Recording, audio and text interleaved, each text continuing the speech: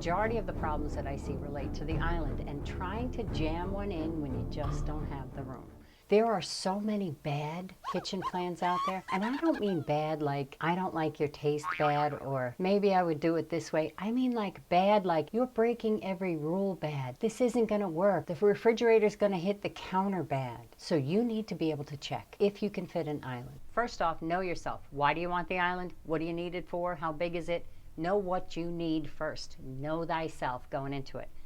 Came across my desk this week. This sweetheart sent me pictures of her cute baby and her messy kitchen, and she got a place in my heart that I remember. Those days when you're looking for a shower and just 15 minutes alone in the bathroom. And she's been through 3 designers and countless number of kitchen places, and this is the best they could come up with. An island that doesn't fit, it doesn't work. Now when I received these plans, I knew right away she wanted an island. And she wanted a big island because she mentioned that she was a baker. The 3 previous designers should have caught that because I'm sure she mentioned it. Because she mentioned it over and over again. She wanted a place for her mixer. She wanted a place for her mixer. She wanted to bake. It was important to her. And so in this design, if you would call it that, which I would not call it that, what they gave her is cabinets on both sides and an island down the middle. Solves everything she asked for, sells a whole lot of cabinet boxes. But what it didn't do is give her what she needs. Because when you're a baker, you need a lot of room to bake. Now, I'm not a baker, but I know when I make pizza and I want to roll out dough, a 24-inch countertop is not going to do it. Check your measurements. I can't tell you how many times an inch off makes a big difference. Inches matter, so check the measurements on the plan. It may make a difference in how it can be laid out. So here's the plan. When you take a look at it, we've got cabinets on both sides with an island in between. It's about 13.5 feet wide, which means 2 feet's gone, 2 feet's gone. That's 4 feet off of 13.5. And then we've got the clearances. There's seating here, so that's 5 feet gone. So we had 4 feet plus 5 feet. That's 9 off the 13. That's only leaving us 4 feet for an island and clearance here. It's just not enough room. The only way an island fits in this kitchen with cabinets on both sides is to have an island that's 24 inches deep. So everything she bakes is going to fall off both sides. Also, it doesn't work. There's not enough room to sit on the opposite side of the island and pull out chairs and have anyone pass. In fact, there's barely enough room to open the refrigerator door. So this plan really sucks. Some kitchen designers are not really formally trained in design. Just an instinct I have. If you have any questions about whether you can fit an island in your kitchen, you can go back and watch the video. I will link it in the description. The basics of it are the facts, ma'am. So FACS, your flow, your appliances, your clearances, your storage, and then your pretty materials or your finishes that you choose. If those things are all working, then you've got a good design. When I take the FACS method and I apply it to this plan, first of all, the flow doesn't work because there's not enough clearance between the island and the counters. You're not going to be able to pull out a stool and be able to walk by. It just doesn't work. The flow doesn't work. The placement of the appliances is awkward. The clearances, we know, don't work. 42 inches is a minimum when you have countertop to countertop where things will be opening, like an oven door, a dishwasher. And you need 60 inches to sit at the countertop and to have people be able to walk behind you and sit at a stool, pull it out, and not bash into the refrigerator.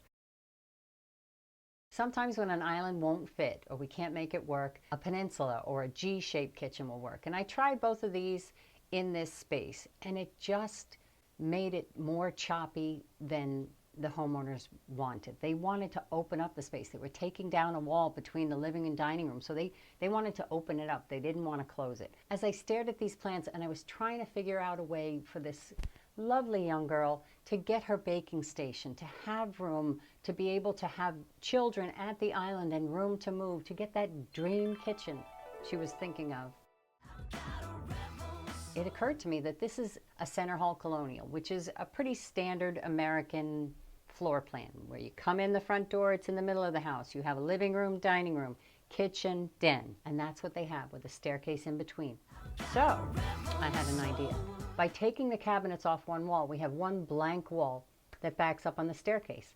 And if we take out just a little bit of sheetrock on both sides, we've now borrowed airspace or borrowed air rights from the living room and the view to the backyard. So it will open up the space without increasing the square footage. By not having cabinets on that wall, we can do an island. Yay, the whole purpose. That will give us 60 inches clearance to that wall so you can pull out stools and sit there. And it will give her a deep enough counter space, 36, 39 inches, so that she can bake and roll out dough and have enough room to have countertops on one side and an overhang on the other. The one thing the client was worried about in this layout was that all of the appliances would be along one wall and the kitchen triangle. But if you've seen some of my videos before where I talk about the kitchen triangle, it's more of a zone. So if you have a triangle that goes from one appliance to a landing space to another appliance, when you look at this plan, it actually has 3 zones. So it has a prep zone, it has a cooking zone, and it has a cleanup zone. 3 different triangles that connect to each other. It does have some triangles that meet the antiquated rules of the golden triangle, which a kitchen this size it's too big for anyway. Next up, get an extra set of eyes. So a friend, a sister, a cousin, a trusted advisor to look at the plans with you and tell you what they like and don't like. Sometimes that helps solidify your opinion, your feelings about the plans. I know my daughter does this all the time with her outfits. She calls up her cousin. Should I wear this? No, that looks terrible. Why does it look terrible? Back and forth. She stands her ground and ends up with the outfit that she wanted in the first place. She needed a fit check. Sometimes that's all you need to realize what it is that you want from the design. So make sure you know what you want. Can I ask you a personal question? Don't be afraid to ask. If you don't understand what something means in a plan or something's not clear, ask. Can I ask you a question? Do you know if the hotel's pager friendly?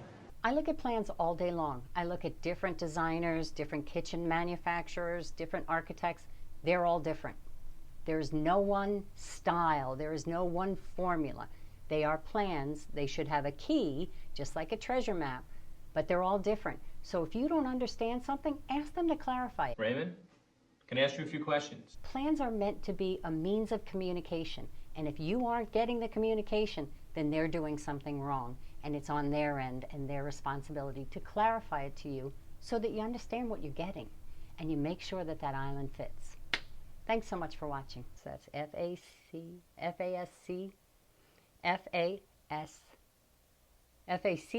Can I ask you a question?